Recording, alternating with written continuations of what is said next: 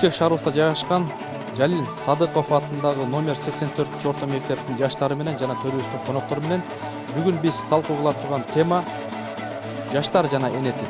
Мен нан жебейм, кардым ачып турганда, мен суу ичпейм, тилим катып турганда, башка тилди жандай жакшы көрсөм да, эне тилин сүйгөнүмдөн жаңылбайм. Өзгөчө ушул кыргыз жаштары орусча, англисче түш көрүп калышкан да. Мен эми өзүм айта албайм, анткени деген түшкө деген ар кандай тилде кириши мүмкүн.